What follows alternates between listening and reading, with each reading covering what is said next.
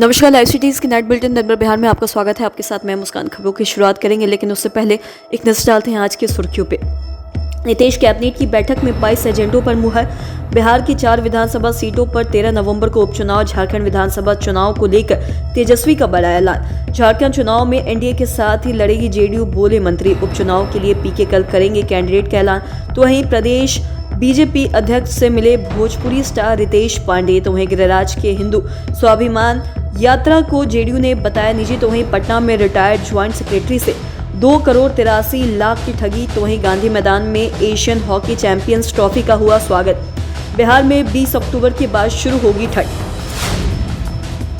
Nitish cabinet की बैठक में कुल 22 एजेंडों पर कैबिनेट की मुहर लगी है। बता दें कि मुख्यमंत्री की अध्यक्षता में आज हुई कैबिनेट की बैठक में बिहार पुलिस को हाई टेक बनाने के प्रस्ताव पर मुहर लगी है। बता दें कि अब बिहार पुलिस के जवान लैपटॉप और स्मार्टफोन से लैस होंगे। तो वहीं केस के इन्वेस्टिगेशन में तेजी लाने के लिए आईओ को हाईटेक किया जा रहा है। तो वहीं बता दें कि केस का अनुसंधान में जुटे पुलिस अधिकारियों को यह सुविधा मिलेगी। तो वहीं कैबिनेट ने इसके लिए 190 करोड़ 63 लाख रुपए स्वीकृत किए हैं। वहीं गंगा की गाद की सफाई के लिए नई पॉलिसी लाई गई है। तो वहीं बता दें कि बिहार सरकार ने बिहार खनिज समानुदान, अवैध खनन, परिवहन एवं भंडारण निवारण तो वहीं संशोधन नियमावली 2024 की स्वीकृति दी है। ई नीलामी की पूरी प्रक्रिया 15 दिन के अंदर होगी। तो वहीं नए प्रावधान के तहत गाद की सफाई के लिए पर्यावरण स्वीकृति लेनी होगी और इसके लिए सरकार किसी एजेंसी और अधिकारी को प्राधिकृत की जाएगी। बिहार की 4 विधानसभा सीटों पर 13 नवंबर को वोटिंग होगी। बता दें कि 23 नवंबर को वोटों की गिनती की जाएगी। तो वहीं उपचुनाव को लेकर चुनाव आयोग ने आज तारीखों का ऐलान किया है। बता दें कि बिहार में तड़ारी, रामगढ़, बेलागंज और इमामगंज विधानसभा सीट खाली है।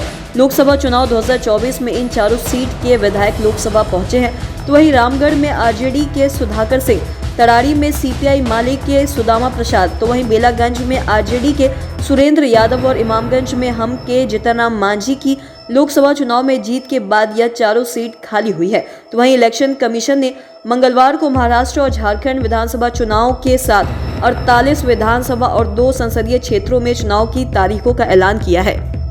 महाराष्ट्र में सिंगल फेज में 20 नवंबर को और झारखंड में 2 फेज से चुनाव होंगे। तो वहीं पहले फेज में 13 नवंबर को और दूसरे फेज में 20 नवंबर को वोट डाले जाएंगे और रिजल्ट 23 नवंबर को आएंगे। झारखंड विधानसभा चुनाव की तारीखों की घोषणा होने के साथ ही एनडीए और इंडी अलायंस में सीटों के बंटवारे को लेकर चर्चा शुरू हो गई है। बता दें कि जहां एनडीए में सीटों पर फैसला अंतिम दौर में है, तो वहीं दूसरी तरफ इंडी अलायंस में सीटों के बंटवारे को लेकर तेजस्वी यादव ने बड़ा अपडेट दिया है। बता दें कि चुनाव की घोषणा होने के बाद मीडिया से बातचीत के दौरान तेजस्वी ने झारखंड में फिर से सरकार बनाने का दावा किया है। तो वहीं उन्होंने इस दौरान सीटों के बंटवारे पर बात करते हुए ये भी कहा है कि जल्द ही इस पर बैठक कर फैसला ले लिया जाएगा। हालांकि तेजस्वी ने ये नहीं बताया कि राजद झारखंड में कितनी सीटों पर चुनाव लड़ना चाहती है। तो वहीं तेजस्वी ने ये भी बताया है कि चुनाव में बीजेपी को हराने के लिए गठबंधन की सभी पार्टियां पूरी ताकत के साथ लड़ेगी और उन्हें हराने का काम करेगी। तो वहीं बिहार के नेता प्रतिपक्ष ने इस दौरान कहा है कि बीजेपी का काम सिर्फ नफरत की राजनीति करना है और इनके पास और कोई काम नहीं रह गया है। झारखंड विधानसभा चुनाव जेडीयू एनडीए के साथ ही लड़ेगी। बता दें कि जेडीयू सम्मानजनक सीट पर चुनाव लड़ेगी। तो वहीं बिहार सरकार के संसदीय कार्य मंत्री और जेडीयू के सीनियर नेता विजय चौधरी का बयान सामने आया है। बता दें कि उन्होंने स्पष्ट कहा है कि पार्टी झारखंड चुनाव में एनडीए के साथ चुनाव लड़ेगी और भाजपा से कोई मतभेद नहीं है, हम लोग की बात चल रही है। तो वहीं विजय चौधरी ने यह भी कहा है कि पार्टी के प्रतिनिधि बात कर रहे हैं और मीडिया रिपोर्ट में 2 से 3 सीट दिए जाने के सवाल पर विजय चौधरी ने ये भी कहा है कि झारखंड में जेडीयू की तैयारी 11 सीट पर है और तैयारी कर रहे हैं। तो वहीं जल्द ही हम लोग अंतिम फैसला लेंगे और उन्होंने ये भी कहा है कि भाजपा कितनी सीट देगी वह भी आपको जानकारी दी जाएगी और साथ ही साथ जेडीयू और बीजेपी से बात चल रही है।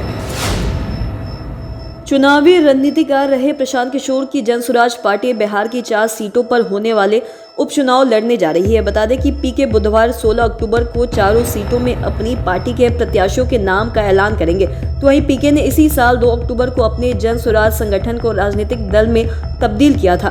वहीं उसी दिन उन्होंने उपचुनाव लड़ने का ऐलान कर दिया था। जन स्वराज पार्टी की यह पहली चुनाव परीक्षा होगी और साथ ही चारों सीटों पर पीके के कैंडिडेट का मुकाबला एनडीए और महागठबंधन के उम्मीदवारों से होगा। तो वहीं मिली जानकारी के मुताबिक प्रशांत किशोर ने बुधवार सुबह पटना में प्रेस कॉन्फ्रेंस बुलाई है और इसमें तरारी, इमामगंज, बेलागंज और रामगढ़ विधानसभा सीट पर उपचुनाव के लिए जन स्वराज के प्रत्याशियों का भी ऐलान किया जाएगा। वहीं जन स्वराज पार्टी सबसे पहले उपचुनाव के प्रत्याशियों के नाम घोषित करेगी और इससे यह पता चलता है कि पार्टी ने पहले ही चारों सीटों पर कैंडिडेट तय कर लिए हैं और बस उपचुनाव की तारीख घोषित होने का इंतजार किया जा रहा है। भोजपुरी स्टार रितेश पांडे आगामी विधानसभा चुनाव लड़ेंगे। बता दें कि मंगलवार को पटना में प्रदेश बीजेपी अध्यक्ष दिलीप जायसवाल से मुलाकात की और मुलाकात के बाद बीजेपी में शामिल होने के सवाल पर यह भी कहा है कि आप लोगों को जल्द ही सब पता चल जाएगा और भभुआ विधानसभा सीट से चुनाव लड़ने की तैयारी है। आगे जो भी होगा उसे सार्वजनिक कर दिया जाएगा। बता दें कि पूर्णिया सांसद पप्पू यादव का बयान कानून अनुमति दे तो 24 घंटे में इस लॉरेंस बिश्नोई जैसे 2 टके के अपराधी के पूरे नेटवर्क को खत्म कर दूंगा और इस पर उन्होंने ये भी कहा है कि वो इस देश में नहीं रहते हैं, थोड़ा सोच समझकर जवाब देना चाहिए। जो भी अनैतिक कार्य करता है उसका नेटवर्क ध्वस्त होने ही चाहिए। तो वहीं किसी को कानून से ऊपर जाकर कानून हाथ में नहीं लेना चाहिए। बता दें कि रितेश पांडे ने 9 अक्टूबर को भभुआ में चुनावी दफ्तर भी खोला है। जेडीयू ने केंद्रीय मंत्री गिरिराज सिंह के हिंदू स्वाभिमान यात्रा को निजी बताया है। बता दें कि बिहार सरकार में मंत्री लेसी सिंह ने ये भी कहा है कि गिरिराज सिंह अपनी निजी यात्रा पर निकल रहे हैं और साथ ही बीजेपी की ओर से कोई कार्यक्रम नहीं है। हर दल के लोग यात्रा निकाल सकते हैं और इसके लिए सभी स्वतंत्र हैं। विपक्षी दलों ने केंद्रीय मंत्री गिरिराज सिंह की यात्रा से दगा भड़कने की आशंका जताई है और इस सवाल पर उन्होंने ये भी कहा है कि बिहार में सुशासन है। मुख्यमंत्री नीतीश कुमार के शासनकाल में सांप्रदायिक हिंसा फैलाने की कोई सोच नहीं हो सकता।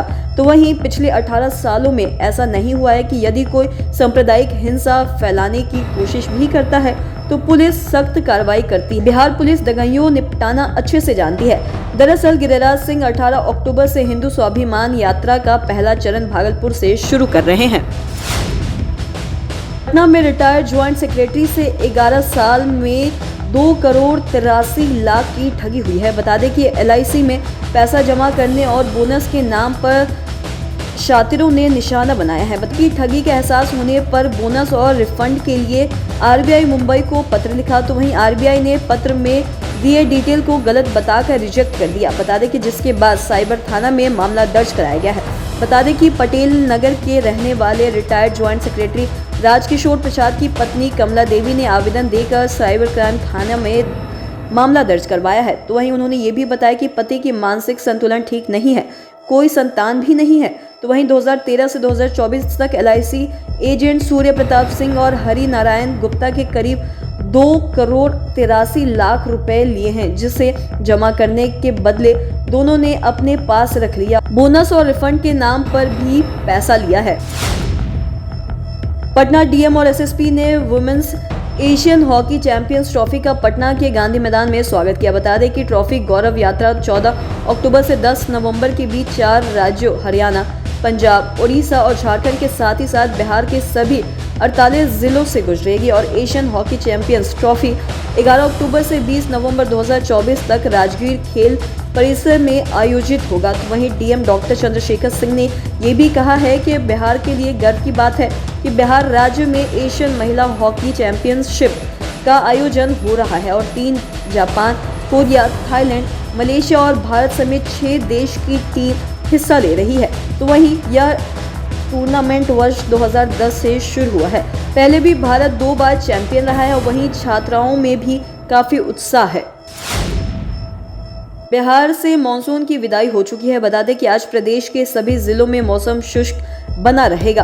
बता दें कि मौसम विभाग केंद्र के अनुसार 20 अक्टूबर के बाद से तापमान में गिरावट दर्ज की जाएगी। तो वहीं तब तक दिन में उमस भरी गर्मी से लोग परेशान होंगे। अभी राज्य का न्यूनतम तापमान 24 से 26 डिग्री सेल्सियस और अधिकतम तापमान 32 से 34 डिग्री सेल्सियस के बीच रह रहा है। अगले 4 से 5 दिन तक तापमान में कोई खास बदलाव नहीं होगा।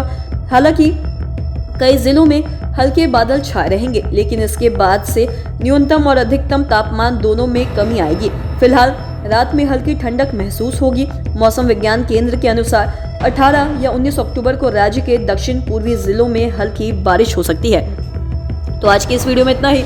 अगर आपने अब तक हमारे चैनल को सब्सक्राइब नहीं किया तो तुरंत कर लिए, साथ ही हमारे फेसबुक पेज को लाइक करें। वीडियो देखने के लिए आपका धन्यवाद।